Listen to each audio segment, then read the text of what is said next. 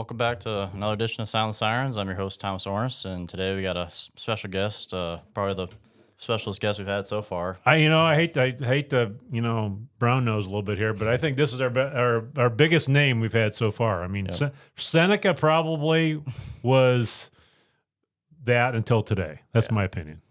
Well, I think Seneca's probably still bigger. I mean, you put together my two names, and it's just two four-letter words, really. So, But no one's been more in tune to the Iowa State athletics than you, so no one has more information or history than you. So it's just awesome to finally have you on a podcast and talk about. We could probably talk about for 5 hours if we could wanted to, but Yeah, we could break down a lot of games and there's some games in the 70s that we probably wouldn't want to break down, but there's a lot of True. games. There's a lot of games recently that we have a lot of memories about. So, you're everybody knows that you played. You had the assist record and all that back from the 70s, but you did play in the first game ever in Hilton Coliseum, correct?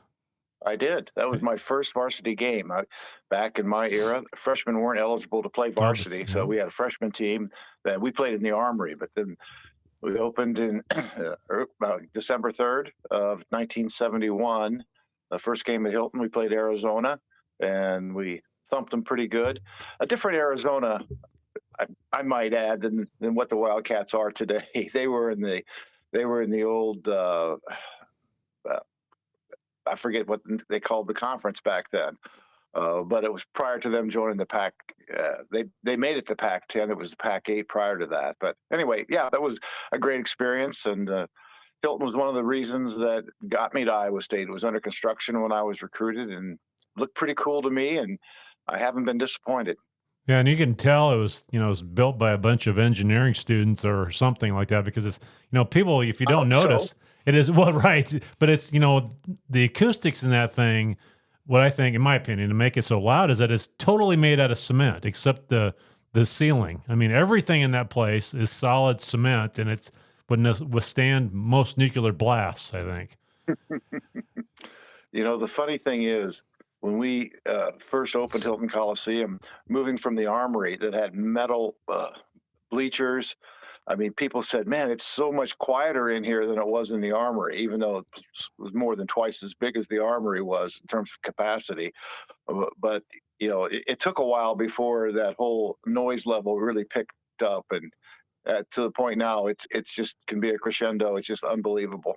My parents used to tell me about the Armory. They said there were pigeons flying around during the game. Is there any truth to that? I can't speak to that. I don't believe I ever saw any. We didn't practice there. I think I played, other than I attended all the varsity games that were home, and we played, our limited schedule. I think we played 12 games, and then we played probably 7 or 8 there. I don't recall seeing any pigeons, and never had any droppings on my head or anything that, which is really a good thing. Yeah, exactly. Yeah. So you were there pre the Magic, before Johnny. So and you were on the call. Were you at the radio when Johnny was first year? Well, you were with Pete Taylor at Art. I was actually. That was actually my second year working with Pete. Yeah, it was a lot of hoopla, and then not a lot to show for it, except for fans in general have two things that they have. One is results that they can cheer for, and another is hope. And we'd kind of lost hope, and Johnny came in, even though the results weren't all that positive. You could see that, hey, we have hope here. We might be able to get things going, and as it took a while. But back in those days, the transfer portal wasn't a thing for sure, and you had to build it through freshmen. And it was hard to recruit freshmen that were good enough to be top tier players in the Big 12 at that time at Iowa State. But he did a good job. He brought in a pretty good recruiting class that first year, and kind of got it going. So, I mean, Johnny is one of the icons, of Iowa State basketball. I mean, he's a guy that really put us on the map, and Hilton Magic was created in large part because of him. And he was a great friend and a guy I just loved hanging around with. He was a blast. So can you have one Johnny story that obviously we can publish, but because I know there's a lot of them out there that probably couldn't be, but when Johnny was golfing and all that, we've heard all of the stories about him. Yeah. I know somebody that worked at one of the golf courses that he used to play at, and but is there one interaction or one game moment with Johnny that really stands out when you think of him?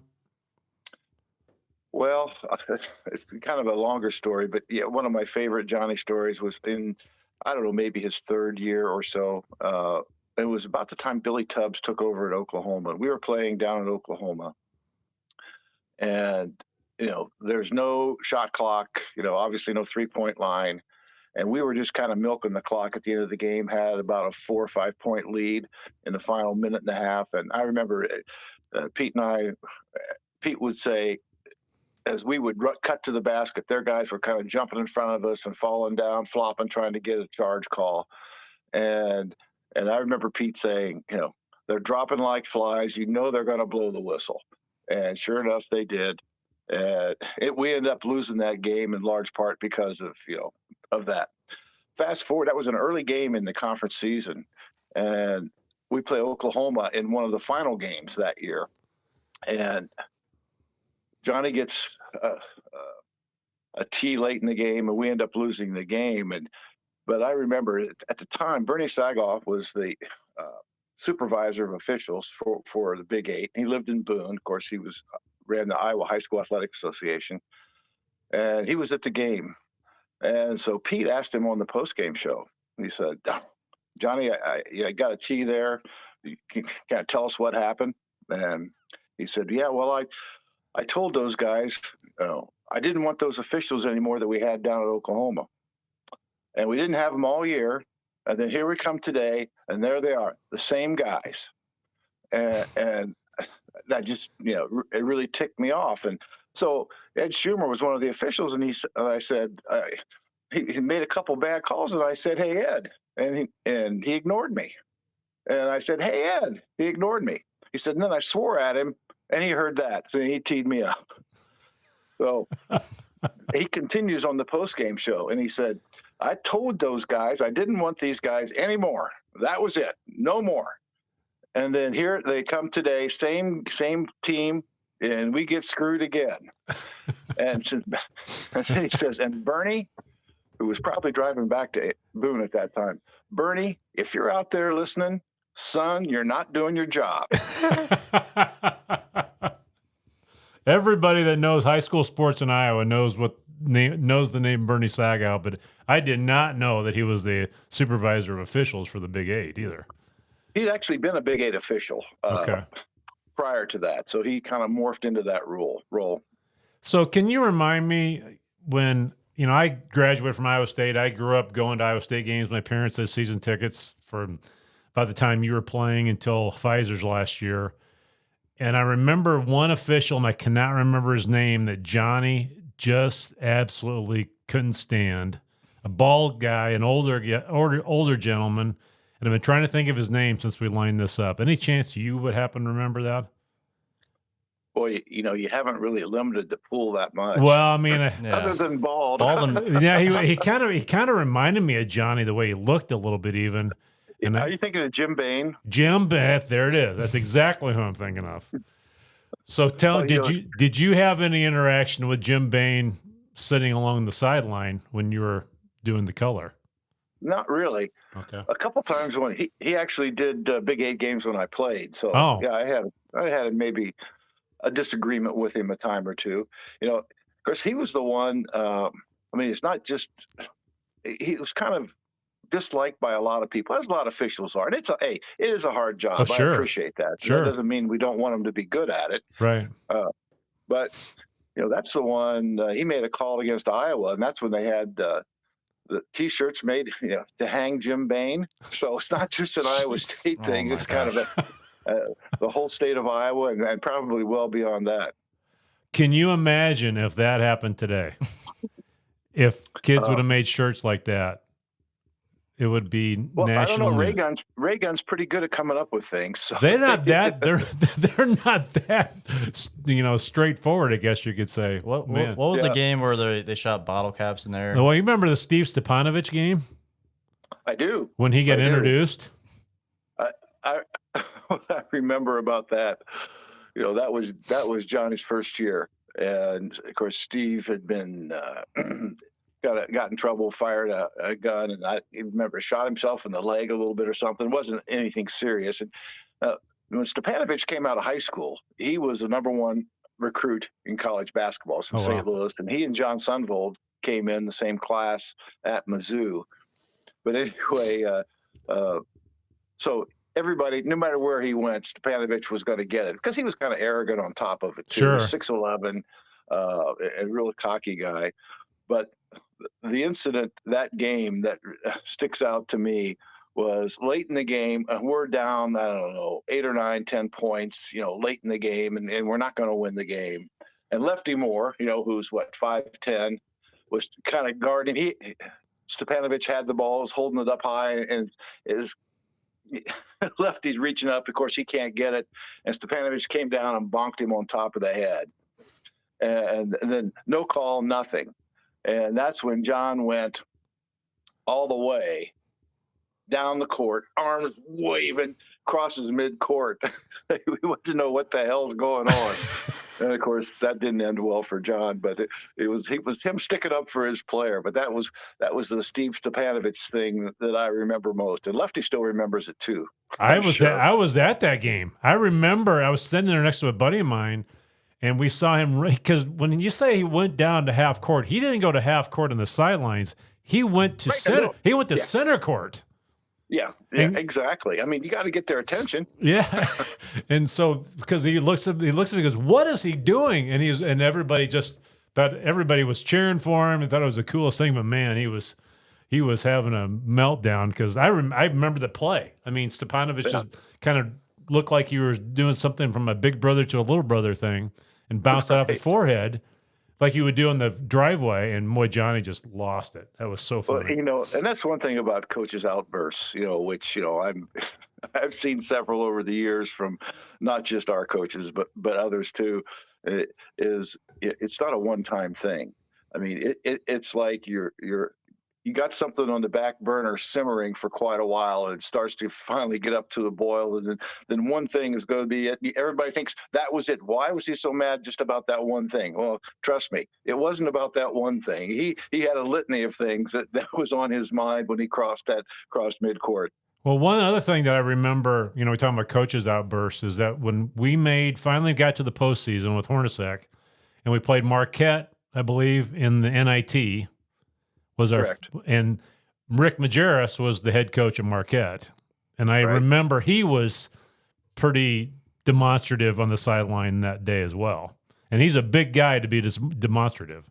Yeah, he is. He's kind of like Bob Huggins was toward the end of his career. It was a similar demeanor, if you will. But yeah, and we actually played Majerus later too in the NCAA tournament when he was at Utah. Yeah. We weren't quite able to win that one in the second round in whatever year that was, 96, I believe. But Tim Floyd's second year. But Majerus was one of those guys, and that was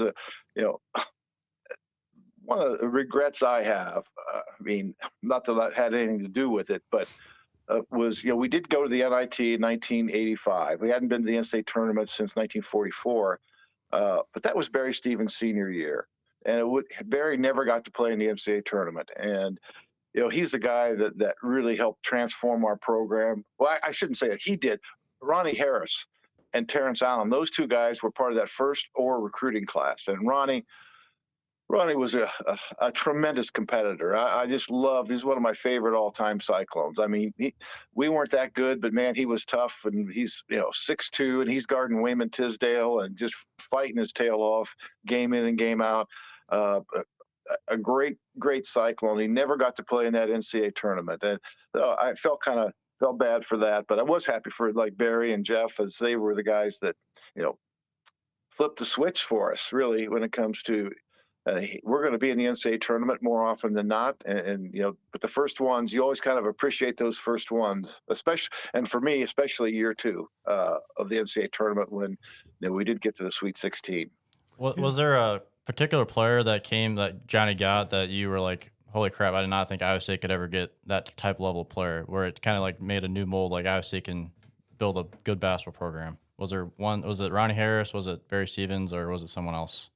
No, I mean those guys were. I mean Ronnie was an under-recruited guy because I don't think a lot of people thought he could play guard, effectively, but he certainly could uh, at a high level. Barry was a really good get, but the biggest one was Jeff Grayer. He's Player of the Year, in Michigan, and a terrific player on a great team, a phenomenal team with Glenn Rice and Anthony Pendleton, and Andre Rison. I mean, it was a team just absolutely loaded with great basketball players and great athletes in general, but that was Jeff's team. Jeff was the man, and we got him over the top schools in Michigan, which is not an easy thing to do. And I think that was probably the biggest one that Johnny had early for sure. That said, okay, what we're here. And we're going to have to be reckoned with. Yeah, it's one player that is the all-time leader at Iowa State, and he didn't have the three-point line for most of his career.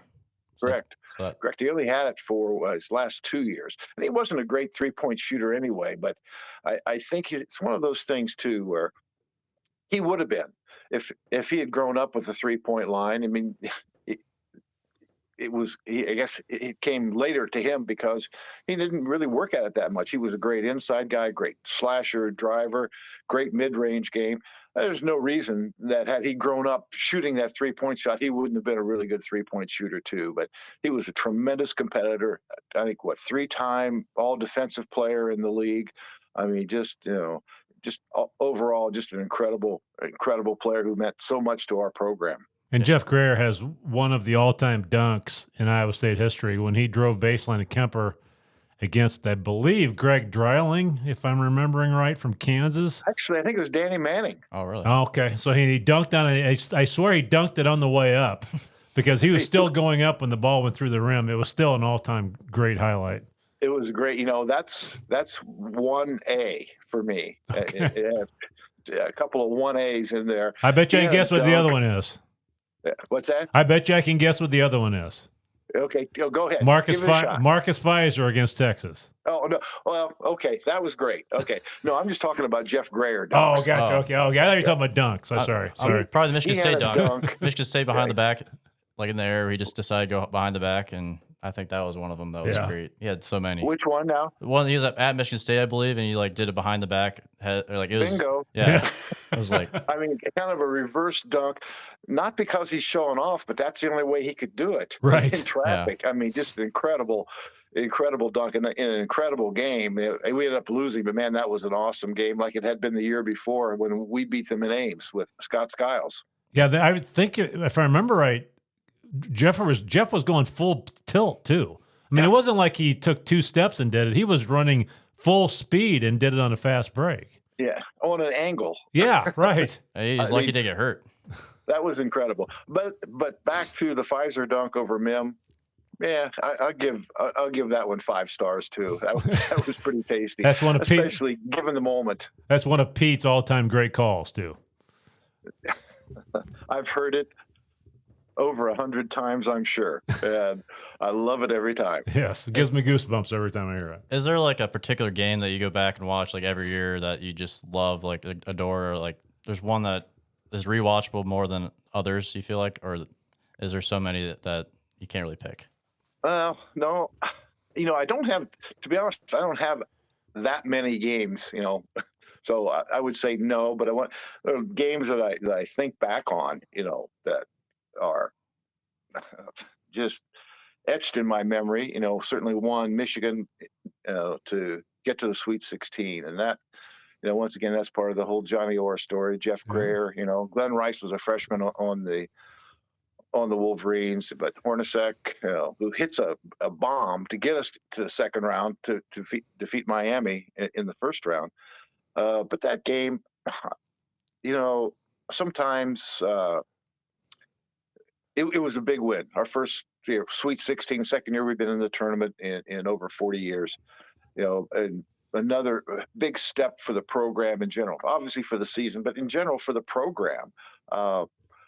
But the other part of it was the personal part, for Johnny to beat Michigan, to beat Bill Frieder, who was great, one of his best friends. But that game just had more meaning. And that's to me, those early ones when you're climbing the hill and going to a spot you hadn't been before, those are the real sweet ones, and I was just so happy for Johnny, and obviously our team loved the opportunity we were going to have going forward.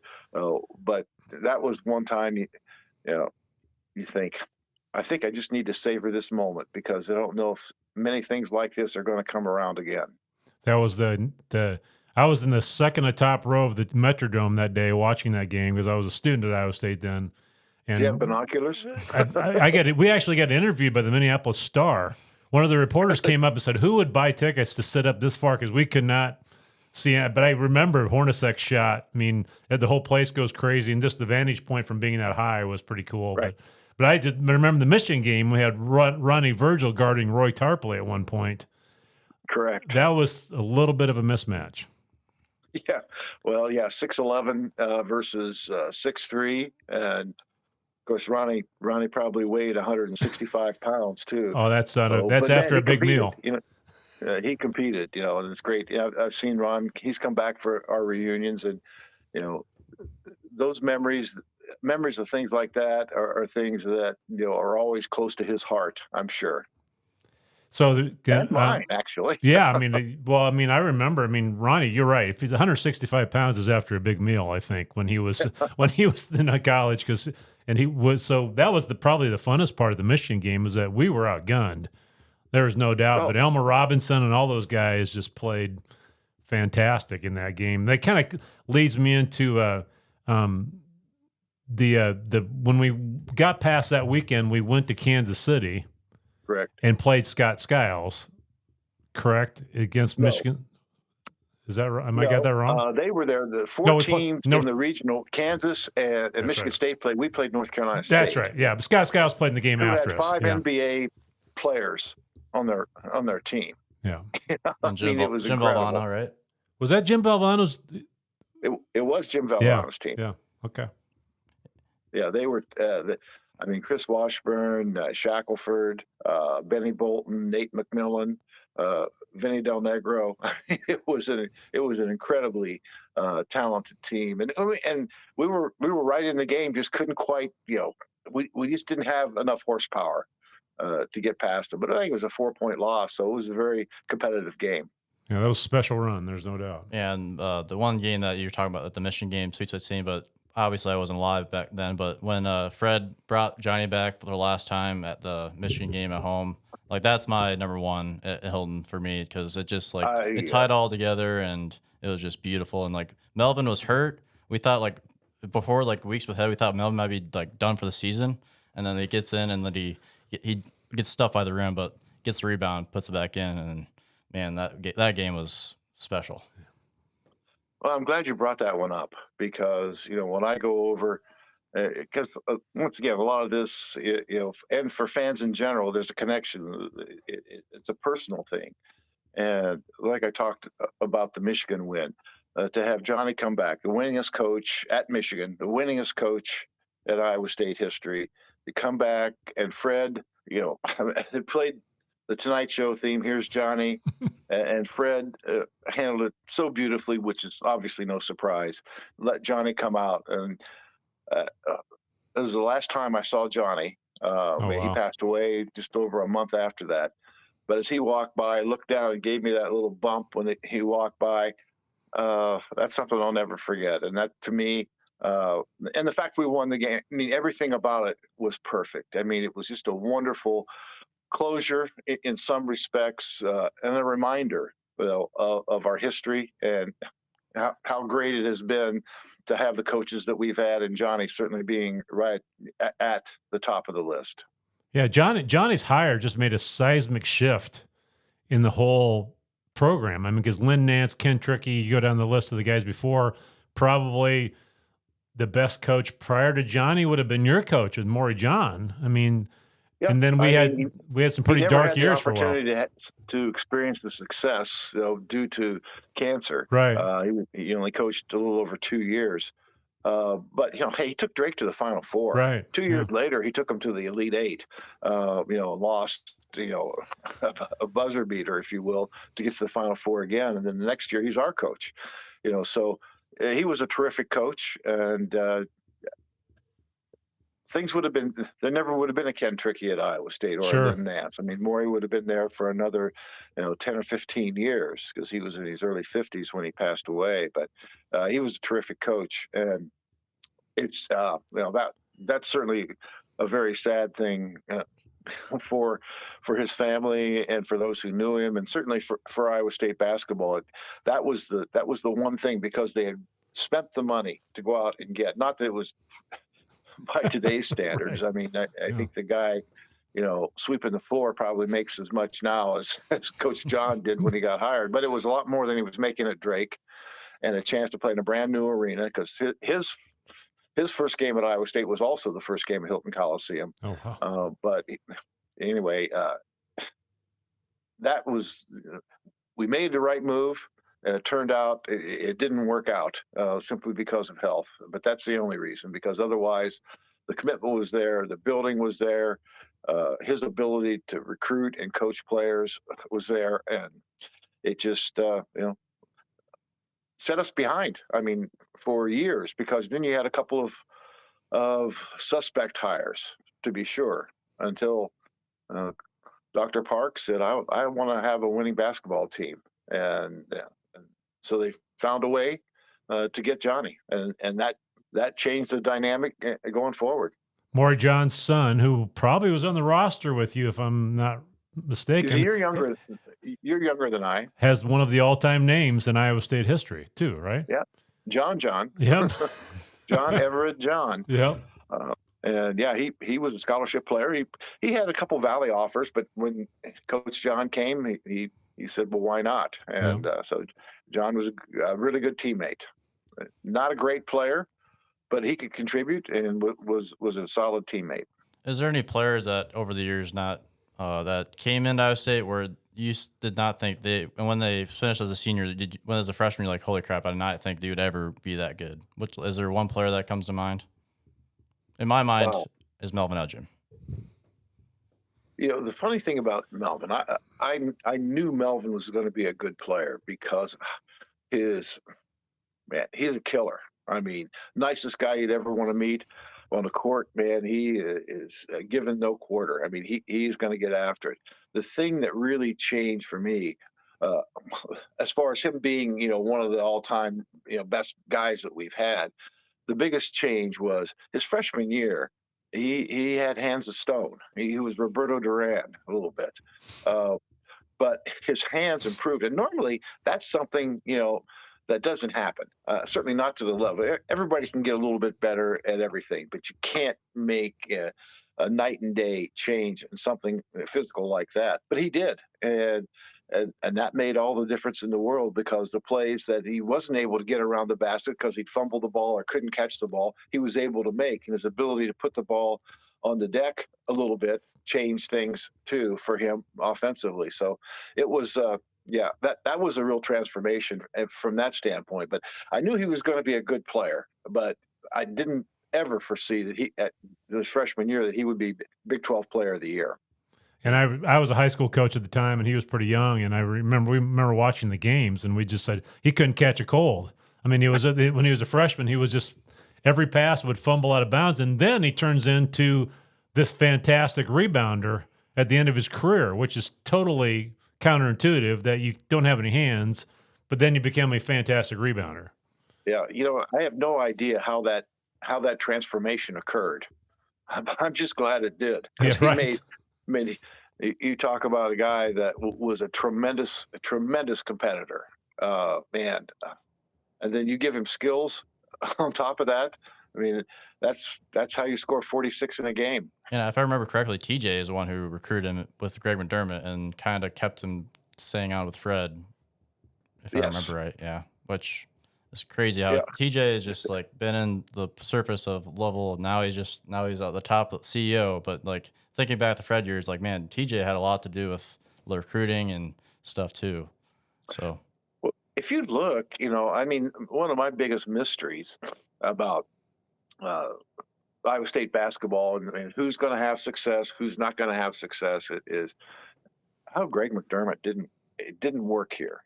Right. Because Greg is a tremendous basketball coach, and knowing him personally, I think he's a tremendous person too. And I've loved my interactions with Greg still to this day. And when he was hired, I thought, man, they nailed it. This is going to be great. Well, he hired TJ, and TJ was a great recruiter. If you go back over the teams that the players rather that they recruited, there were a number of NBA guys that they recruited. The pieces just never seemed to quite fit. But TJ brought in good players. And how about the wisdom of Fred Hoiberg?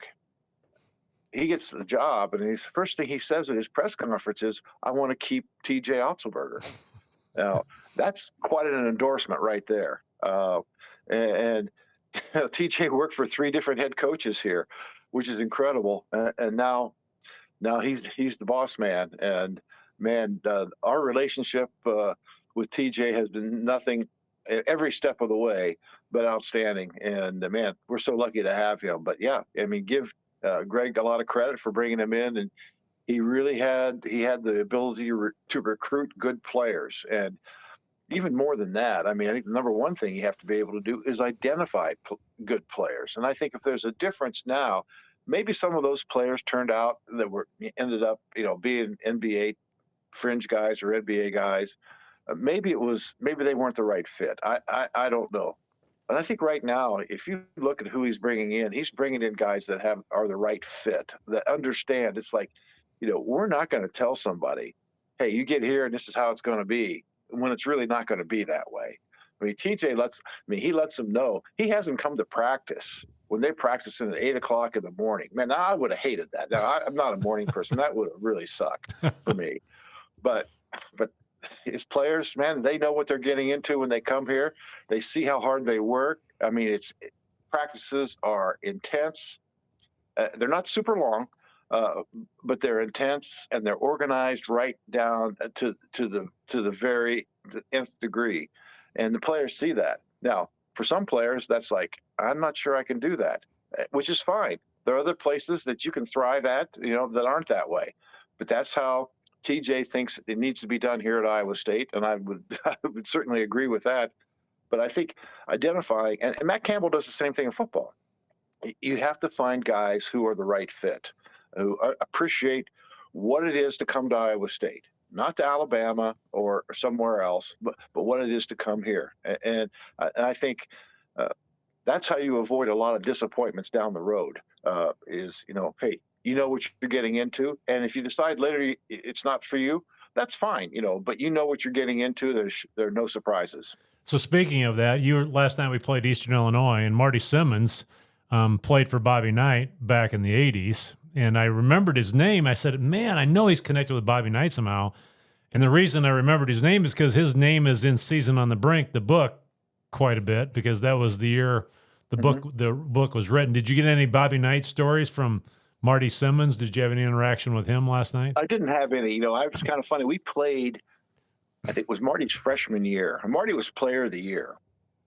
He was the thin guy back then. He's a big dude now. He's not now. But Marty was Player of the Year in Illinois, and then went to actually from not very far from Charleston, where Eastern Illinois is located. But he went to Indiana, and we played in a tournament in Indianapolis. It was a 4-team tournament. We played Boston College, and they were really good. They had a couple pros, Michael Adams, Jay Murphy. And Indiana played somebody else. Anyway, we lost it. We played pretty well against Boston College. And then Marty Simmons comes off the bench, and he spurs him to win the tournament, and he was the MVP of the tournament. And I thought, man, he's going to have a really good career. But I don't know what happened, because he left after his sophomore year, I believe it was, and then went to Evansville to play for another Knight, former player, Jim Cruz.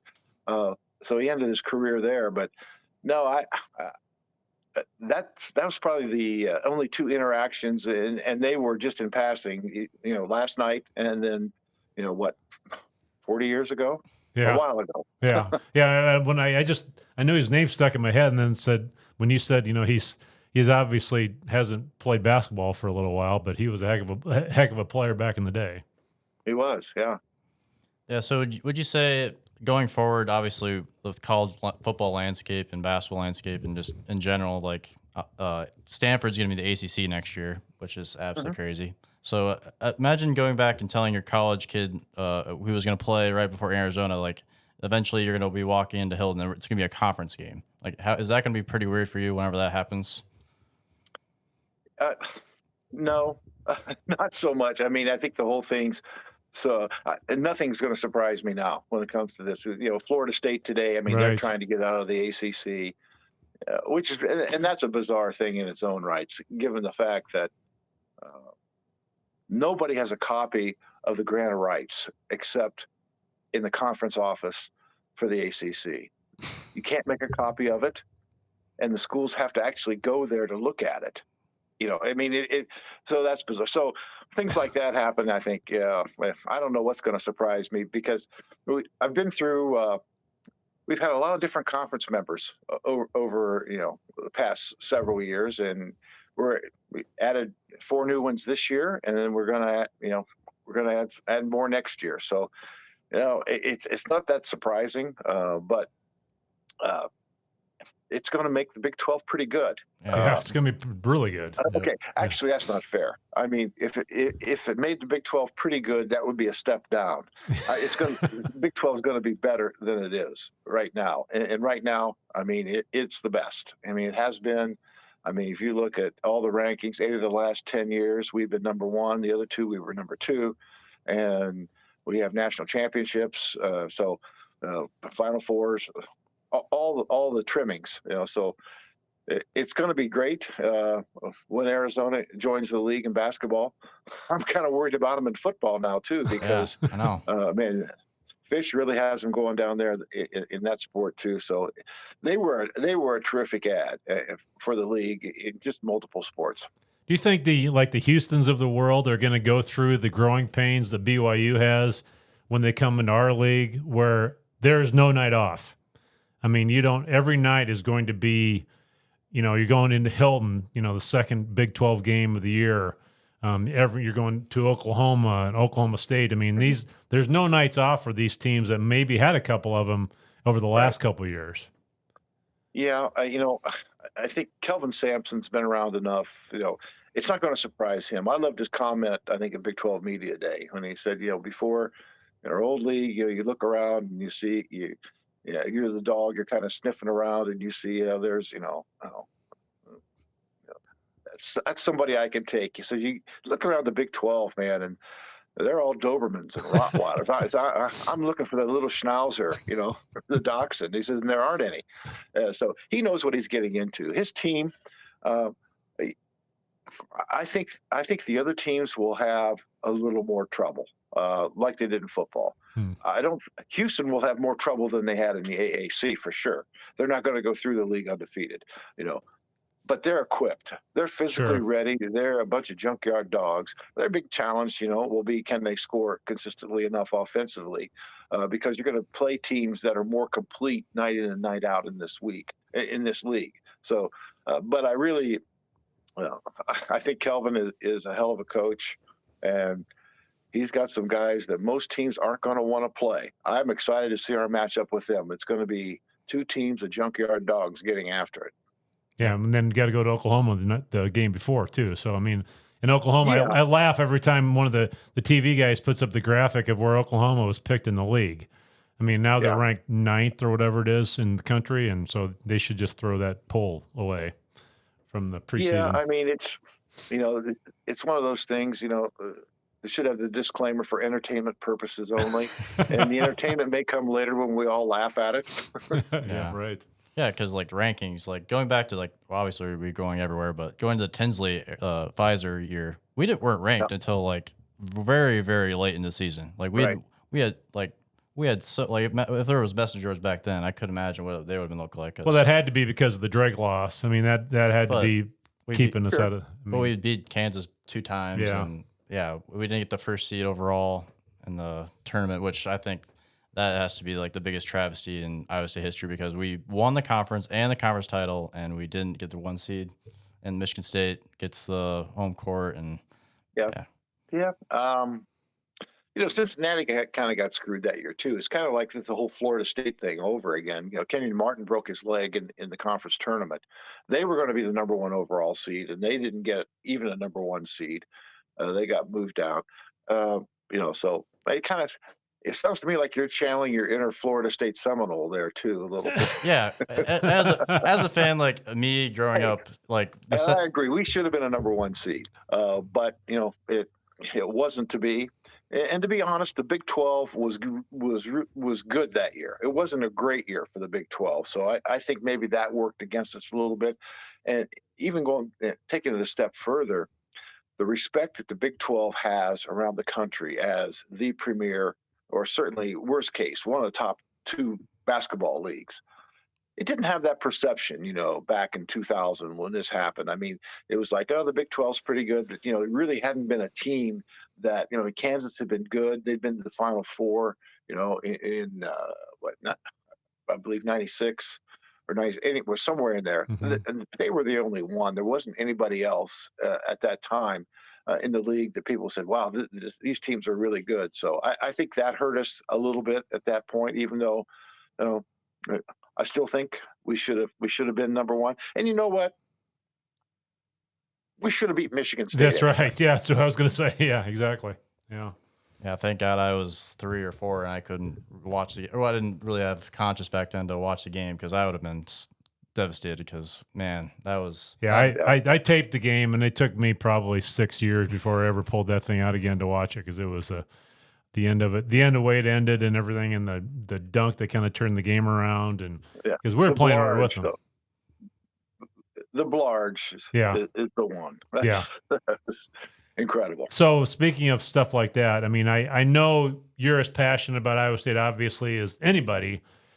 When you're sitting along the sideline and you're within earshot of an official, how many times has the official caught what you're saying as they're running by, or have you purposely, said, "Hey, Higgins, you missed that one," or whatever? I mean, Tom, I try to be a giver, and if I can help them out and give them some advice, who's to say I shouldn't do that? Well, other than they do, but. I had a good relationship with John Higgins. I disagreed with him a lot, but I think he was a terrific official. We miss him. We're going to miss him this year. I know a lot of people at Hollywood and all that, but he kept the game moving. I appreciate officials who have an innate sense of fairness and low ego. I mean, to me, those are two things. It's like sometimes, okay, we have to be equitable here in this game. Not that we're calling the same number of fouls on each team, but if a certain amount of contacts on one end, then it's got to be the same at the other end, and then it comes down to judgment. And I think John had really good judgment. And, I've seen some officials this year that I'm sure they're good guys, probably like to have a beer with. They've got stories too, I'm sure. Maybe some way better ones than most of us have. But doesn't mean they're a good official, and I guess that's one of the things I always appreciated about him, but the officials that have the short fuse, I mean, and to be honest, the guy who's a supervisor of officials in the league right now, he had the shortest fuse of any official ever, Curtis Shaw. I mean, he threw the Rice Owl out of a game. The mascot. I mean, come on, man. Have you ever gotten warned where the refs going by and saying, "Hey, you need to keep it down. You're going too"? One time. Really? No, I'm sure they may have thought that, but didn't say it. One time, and it was kind of a bizarre story. We were down. Wayne Morgan was the coach. We're playing at Oklahoma State, and Wayne had picked up a tee, and deserved. I mean, he was on the officials. And then later in the game, Curtis Shaw's officiating the game, of course, and Curtis is going by, and there was a kind of a close call that went against us, but Wayne was yelling at one of our players.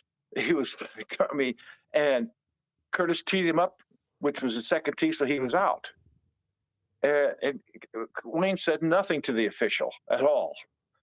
And so we're seated right by the bench in Stillwater, like we are in Ames. And so John and I are talking about it, and I'm going like, this is ridiculous. How can a guy get thrown out of a game, for yelling at his own players? I mean, and Curtis came over and said, get off it, or you can join your coach.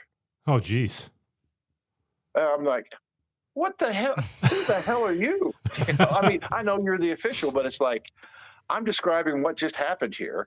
And, you have a problem with the facts, then that's another issue. But I mean, that was that one really kind of pissed me off, to say the least. Did he say that to you when you're on air or off air? He did. You're kidding me. Right while I was talking, making my point. And so he did the didn't like microphone the point I was making? Did the microphone pick him up? I don't think so. That would have been hilarious. Wow. But I pointed out in the broadcast that that's what he'd said. Wow. So that's crazy. It's like, man, if that's your concern right now, you got a bigger problem. Yeah, he's hearing everything then. If he's hearing you, he's hearing fans and everything else. He threw the rice owl out of the game. That's incredible. So what do you think has been the most angry Hilton ever? In my experience as a 25-year-old, it was the George Yang non-block call in Kansas in 2013, where Elijah Johnson goes crazy in overtime, and I think that's probably the angriest. And maybe if there's one before that you could remember. Yeah. In all fairness, we have the headsets on, and sometimes I can't hear as well. I heard that one, and that's my number one right there too. I mean, two officials got suspended over the ending of that game. That was part of. The worst part is, you can make a case.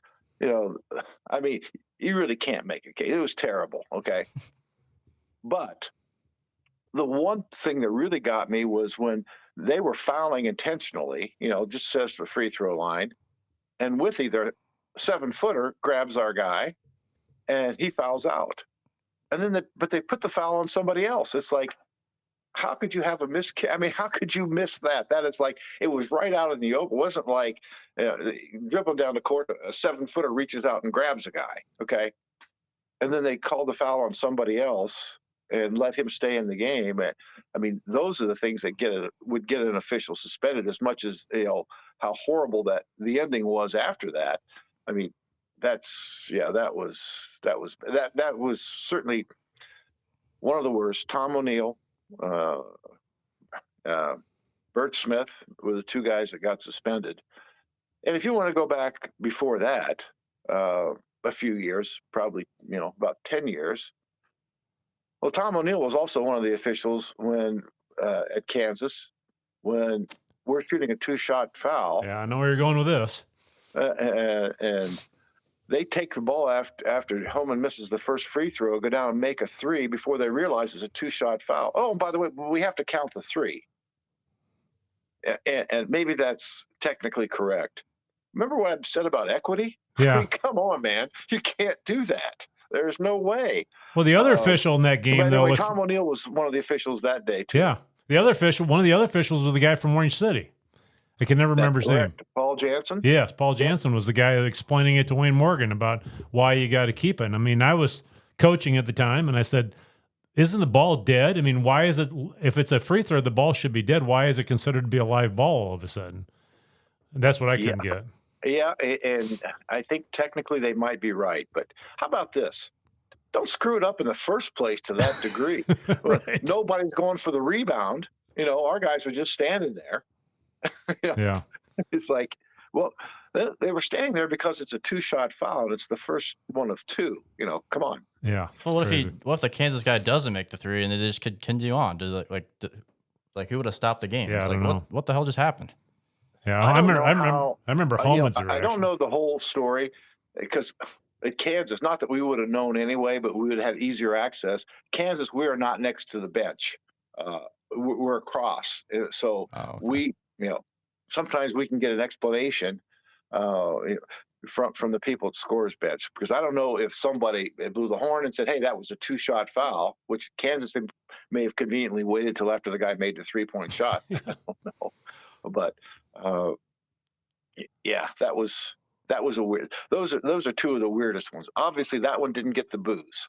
Yeah, If you're right. talking about booze.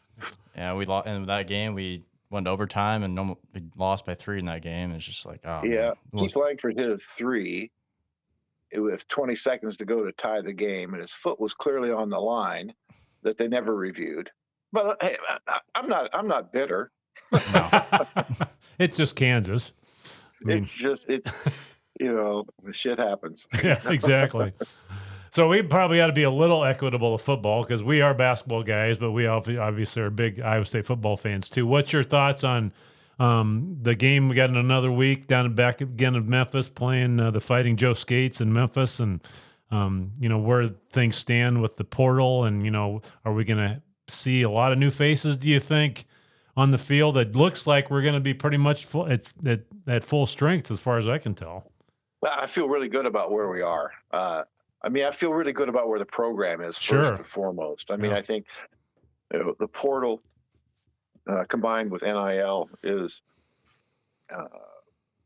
the Wild West. It's crazy. And every team has to figure out who they are and how they can navigate that. And I think our coaches and staff, Derek Hooger and everybody involved has done a great job of maximizing what we have.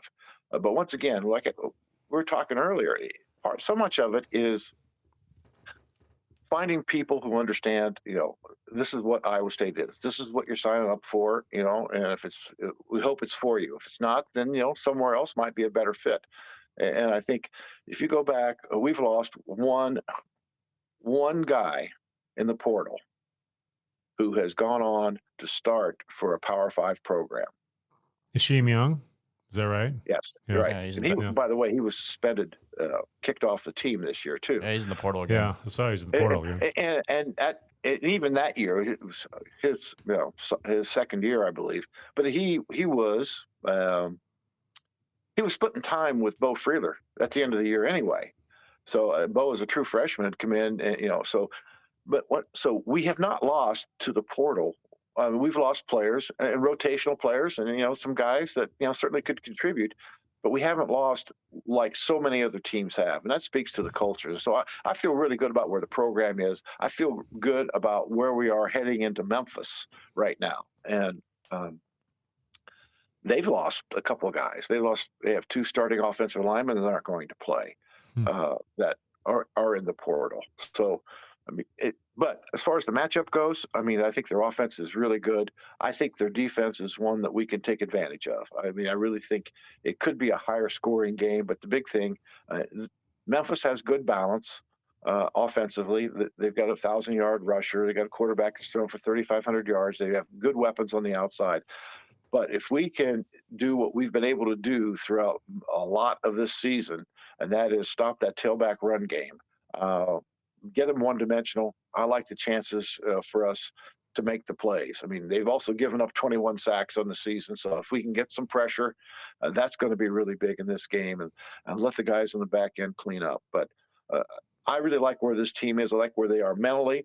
I like the makeup of the team, and I'm excited about where we are as a program moving forward. So you said they lost 2 offensive linemen, and they have not been really good. They've also given up several sacks, so that's obviously going to be something that's a net positive for us. 21 sacks is a fair amount, but it's not.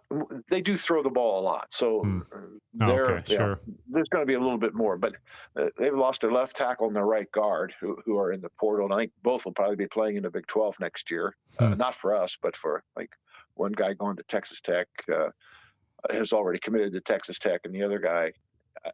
Either Oklahoma State or Mississippi State, it sounds like. So either way, he's not going to be there on December 29th, neither of those guys. So once again, their offense has been good, but that's a couple big pieces to have to replace. You're darn right it is, heading into the end of the year. I've said that all year. I think, Ryan Clan has not gotten near the praise that he should in the people that just follow football just based on stats. I mean, I think our offensive line has made massive jumps this year from where we were back in the beginning of September. And I think the future is really bright if we can keep that guy in Ames, because I think he's done a phenomenal job with our offensive line this year. Yeah, I agree. I think between that, and I think one other area that's really improved too is the blocking of the tight ends. Hmm. I mean, the tight ends have been productive, but this year they've been better in the run game too. And the thing I like to see, I mean, you can't things don't change overnight. It takes a while, and for us, and Matt said it early in the year. It's hey, we're going to be pretty good by the end of the year, but it may take a while. We don't know when it's all going to kick in. But for Coach Clanton to come in spring and work with these guys and get them how he wants them, Reed Kagi, our new strength and conditioning guy, I mean, all focused, pointing in the right direction, the same direction. And I think so. That's all been a plus. But the thing I like about this football team, one of the things, is how they have just improved virtually week to week over the course of the season, and taken their lumps, when they've had them and moved on. But even in those losses, I'm going to, kind of X out the Ohio game because we had a lot of guys sick. I mean, not just having Jalen Knoll for that game might have made a big difference Sure. too. But regardless, it was early in the year. It was a road game. It was one, and people say you learn more from losses and wins. I don't agree with that, but certainly things are pointed out more in losses that, hey, the consequences have already been shown. What happens if we don't do this? So there are lessons to be learned. Lessons aren't always learned just because they're available. And I think our guys have learned those lessons, and they've gotten better week to week. I mean, and I think you could say that about every single position group on the football team, which is, man, that's a great thing to have. Yeah, I'm just looking forward in the future. I think having Matt Campbell as head coach, probably arguably the best coach we've ever had at football, and then TJ, I think just going forward, I think he's going to be here for the long term. Like I don't think he's like Fred and going to be like he's searching to be in the NBA or go to like North Carolina. I think he wants to be at Iowa State for the long term. So, do you think those two guys being at the helm, like if they're here for the next 10 years, like what do you predict is going to happen for Iowa State? Well, man, I'm an optimist. Okay. I think the newly this new Big 12, of course, who knows how many years it'll be, like it is going to be next year. But I think the Big 12, it doesn't have an alpha dog, and every team is going to be next spring. They're going to say, "Why not me? Why not me?" Iowa State is going to say that, and I think they have the players coming back. I just like going forward, you know. I think this group, the young guys, freshmen and first, second year guys, with mixed in with some other guys that on the roster. I mean, I just think that group is a group that will be able to contend for, certainly top 2 or 3 places, maybe get in the conference championship game again and have an opportunity to win. I think that could be in the cards. Now, there's almost always an inevitable, unless you are a true reload program. There's going to be that maybe one year. And for us, it was last year, but still, outside of a couple plays, could have been another bowl team last year. Mm-hmm. But maybe a slight step back. But I think right now we're building, and I think the next few years look really good. As long as Matt's here and that staff, I mean, I feel great about the long-term prognosis for Iowa State football. Basketball, the league is going to be brutal. But I think if you can work your way into top 5 in that league consistently, you're going to be a top 4 seed in the NCAA tournament virtually every year. You're going to have an opportunity. And sometimes it's about catching lightning in a bottle. You got to have a good team to have a chance. I mean, you can win a game, okay, but to get to the Elite 8 or the Final 4, you have to be cars have to be lined up just about right because there's so many good teams out there. But I think we're going to be in a position, where that's a possibility. I love how TJ has structured the program. When he came in, I mean, we all know how many wins we had the year before. And if you're counting Big 12, you don't even have to use any of your fingers. So come back and find a way, all new players for the most part. He found a way to get us to the tournament. And I think that is one of the most amazing things that any coach at Iowa State has ever done. And then, hey, and by the way, let's go to the Sweet 16 since we're going. We might as well win a couple games. And beat Wisconsin in their home state. Yeah, exactly. But the other part is he's also brought in freshmen. And these freshmen, hey, we're gonna be active in the portal as we need. But it's like we're not going to we had to go portal the first couple of years because we had no choice if you want to have a chance to compete. Everybody in college basketball now talks about the importance of being old, okay? Well, we're growing some of our age within our program, and we're supplementing that with guys from the portal. And we'll probably have a portal guy or two next year. We're kind of thin in the front court, so we'll probably find somebody in the portal or junior college or whatever to help out inside. But the foundation of the players that he's brought in is really strong. And so it's kind of like taking the best of both worlds. I know people say you can't win with freshmen. You know what? I think that Momcilovic guy is going to be able to help us. Yeah, he's pretty good. Heyman Lipsey helped get us to the tournament last year. I mean, so once again, you find the right guys, and he's done a great job of identifying those guys. And I think with him, and for that matter, Matt, I think if you're recruiting someone through the portal, and one of the first things they talk about is money, it's like, well, I think we're done here. Right. That's not who we are. Not that you can't, certainly get paid here, but if that's your number one priority, you're no longer a priority for us. Which I think Higgins is a great example of like those type of players that we can get that are like lower under the radar, but are just like, he could be an NFL receiver. Like after next year, I think he could be in a draft pick because it was crazy watching in the snow. I'm like, how are they having any footing at all? And they were just running all over the field. I mean, the big snow sometimes it give advantage to the offense, but having said that, that's the weirdest game I've ever done. I mean, it was fun. It was fun to watch. There's no doubt. It was enjoyable. It was fun. It ended the right way. We won the game. But I mean, to not have a drive over 4 plays the entire game and score 42 points, just incredible. And I told Matt after the game, I said, at some point later in the game, after one of our touchdowns, I mean, I just kind of started laughing. I mean, it's just ridiculous. He said, "Yeah, me too."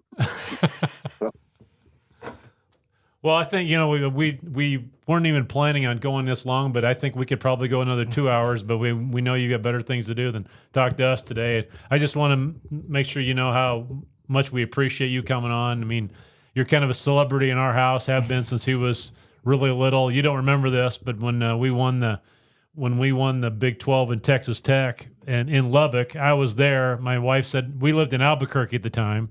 Wow. And she said, what do you want to do for your birthday? And I said, I want to go to Texas Tech and watch Iowa State play. He was 2. And so he was up in the room with his older brother, and I went down to the bar because I knew you guys would probably show up, and you and Eustace and Pete and all those guys were there. And I just went over and told you guys congratulations and left you alone. But that was a fun day. I remember. I actually remember sitting in the bar that night with Pete and Larry. With other people around it, man. That was sublime. It was incredible. It was a fun day. But anyway, we really appreciate you coming on. I mean, you're a legend in Iowa State and with all the fans, and your knowledge of the history of Iowa State is amazing. And so we'd love to have you back on again sometime. But like I said, I think Thomas and I could talk to you for 3 more hours, but we know you got other things you need to do. So we really appreciate you coming on. Have a Merry Christmas and have fun in Memphis. Thanks. I enjoyed it. Always love talking to Cyclones and Cyclone fans.